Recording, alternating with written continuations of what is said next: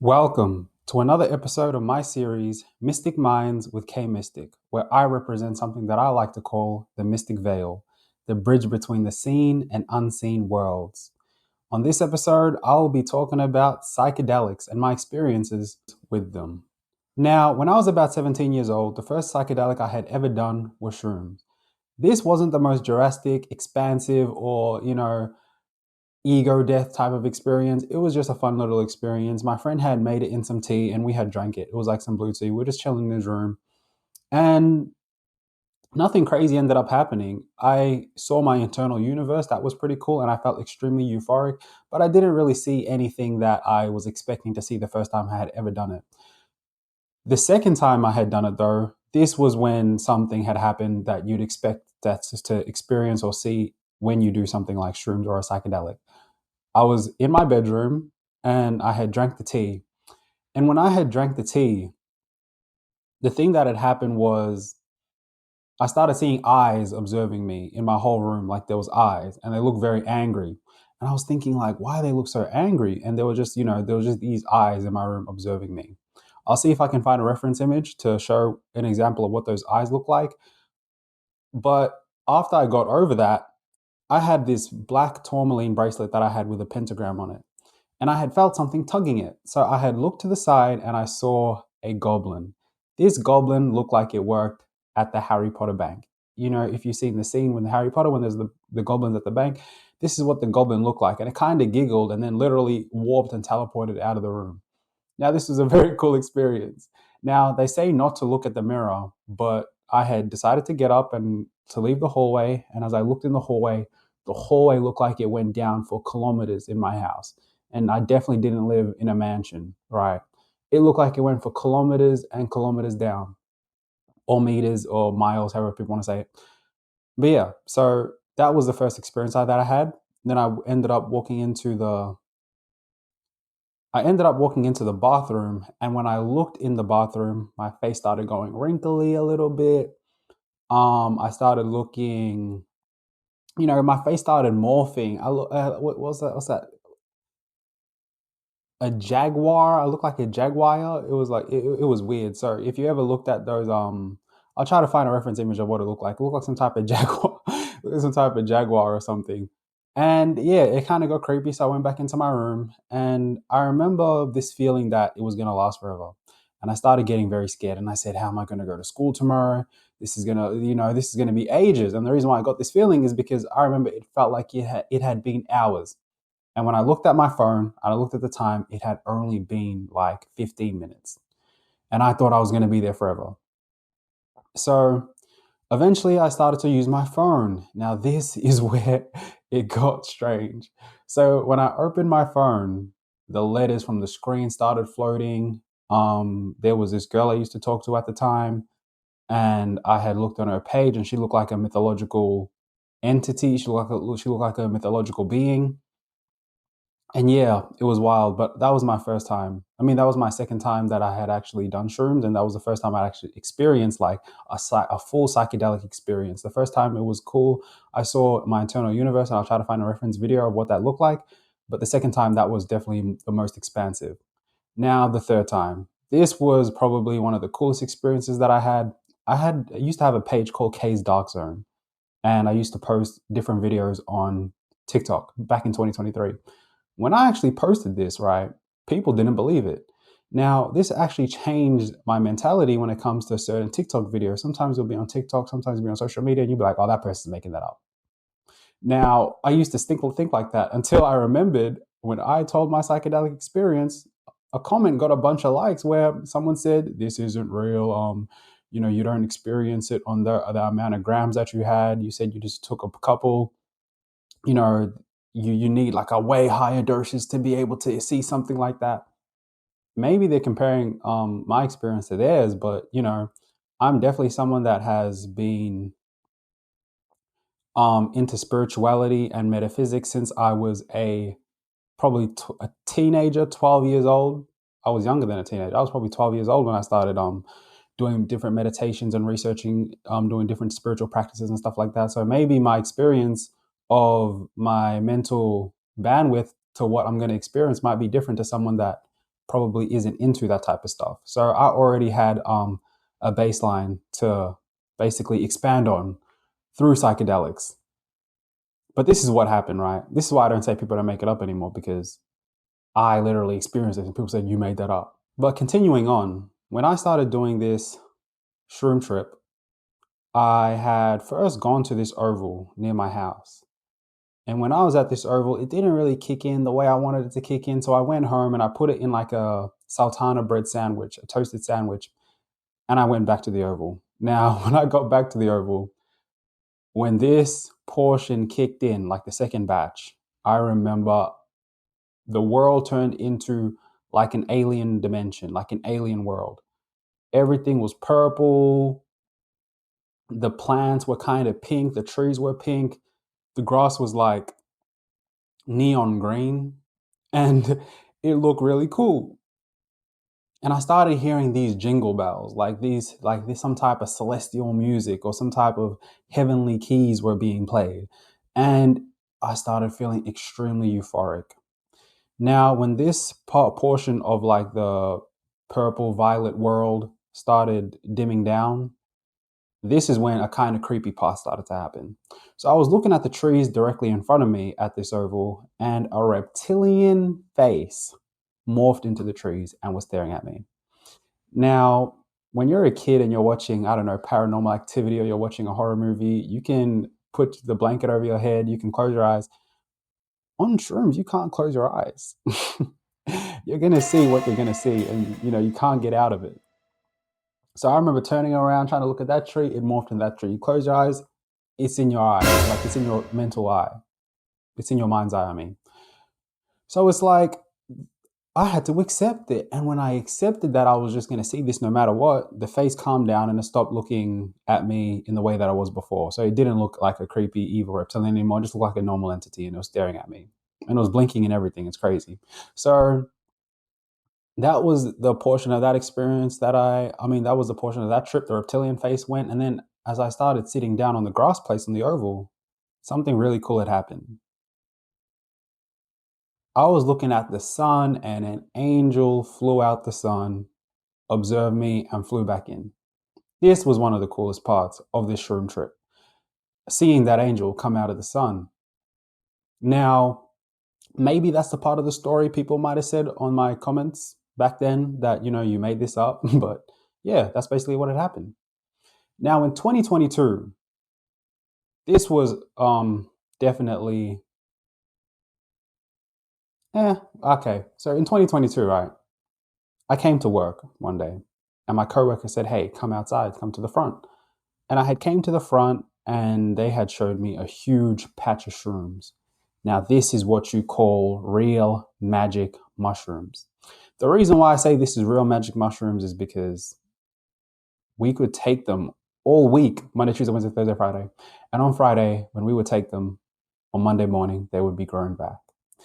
And this was for basically a couple of months, like maybe 2 months. But this came the issue. One day, I had done it excessively, and I was at the park near my house, and I was playing a song by an underground artist. She had ended up dying, not an underground artist, but she was like an emerging artist from, I think, Los Angeles or something like that.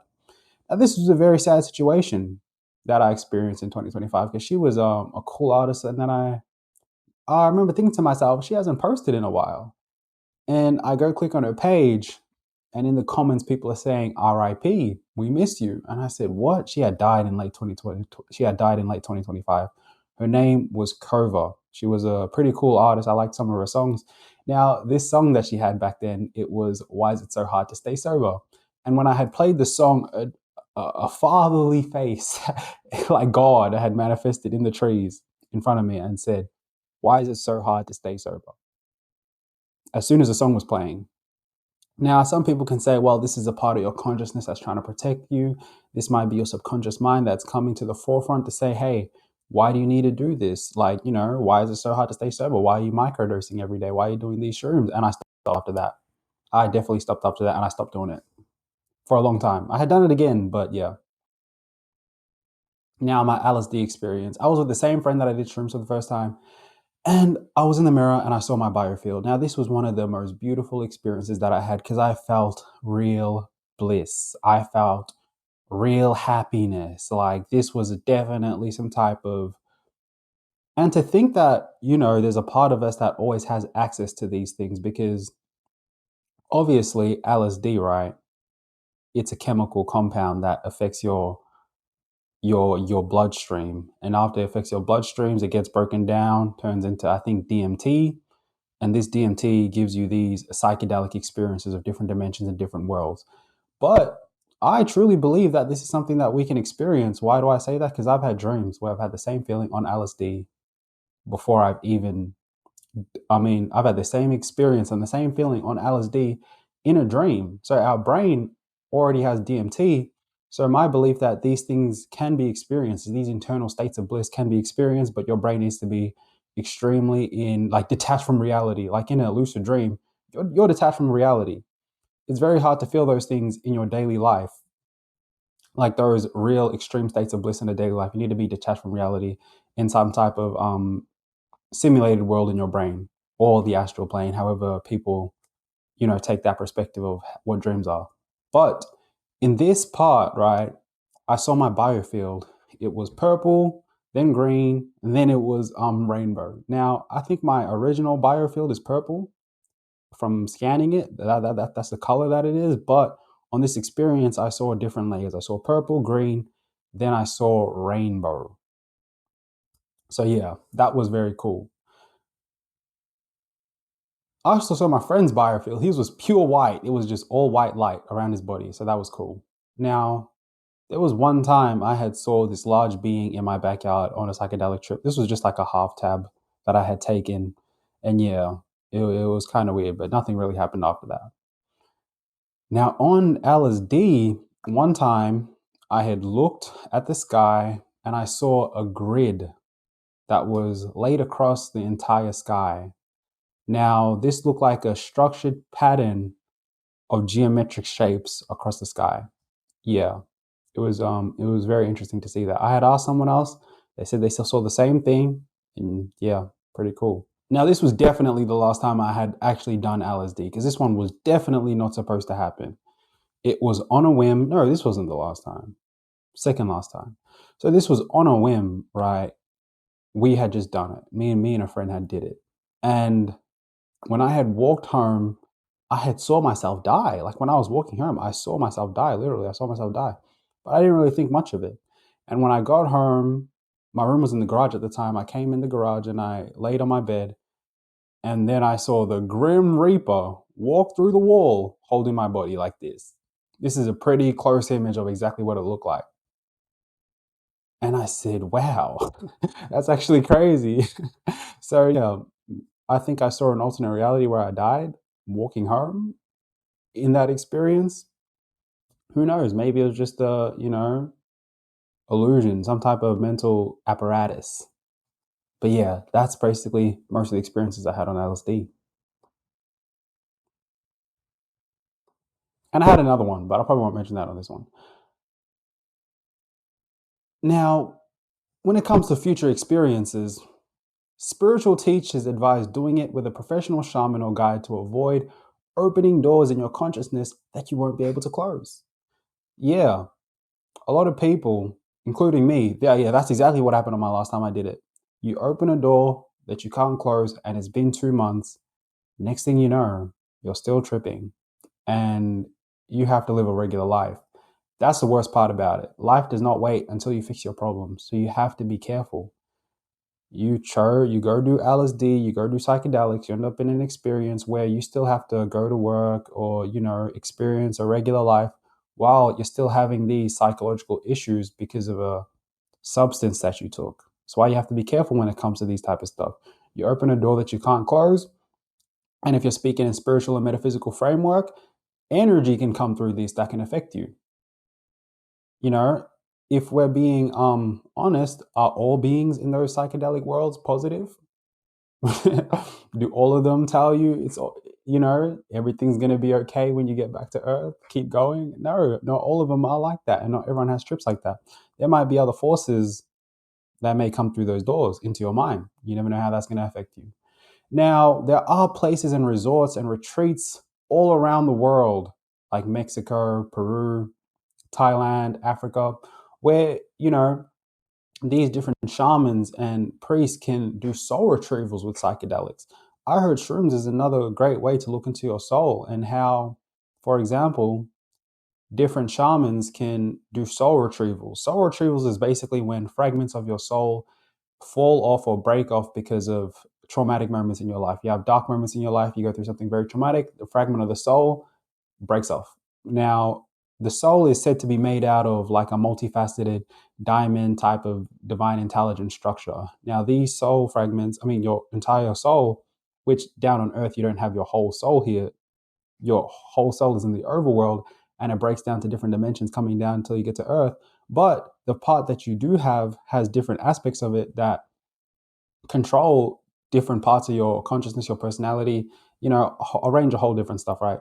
Now, if you experience, like, for example, in a relationship, you go through an extreme heartbreak, some people can have that fragment of their soul fall off. Now, people go to these different shamans and priests, you do these shrooms, and basically they guide you in your consciousness to retrieving this missing soul fragment. Now, you don't need all of these experiences. I mean, you don't need shrooms and psychedelics to experience some of these stuff. Like I said, in dreams, lucid dreams, you can experience some of this. I've definitely had experiences where it's been more extreme than just shrooms, things that I probably, it's hard to explain in words. And I've had definitely some experiences on shrooms that I haven't had in dreams or psychedelics, right? But you definitely don't need them to have these type of breakthrough experiences. You practice, you lucid dream, you can get to that point, you can get to that level. In the future, I definitely, when I was doing it back in 2022, I wanted to do it in Nevada, like somewhere in like Vegas or something. Obviously not like, that part of Vegas, but I definitely wanted to do it in some type of place like Nevada or something. You never know. I maybe might not, but yeah. Let me know in the comment section if you have any experiences on psychedelics. What was any good ones, any bad ones, any bad trips, positive trips. I know a lot of people have extremely positive trips. There was someone, he made a video I agree with. He had said, to all people that, you get high, you do psychedelics and you do things, you can't run forever. You have to return to the world eventually. And that's the only way, I think, to grow and evolve as a soul. You have to participate. You have to participate until to the level where you can dissociate. For example, you might say, hey, I'm going to go into this institution, get an education, or I'm going to start a business. And then after a couple of years of saving, I'm going to go purchase land in a remote location and live off the grid. Well, you can't really do that for free. You need resources. So yeah, it's always good to return to the world, but also experience the other world with psychedelics or shrooms. And that concludes another episode of Mystic Minds with K Mystic. Psychedelics. Let me know your experiences.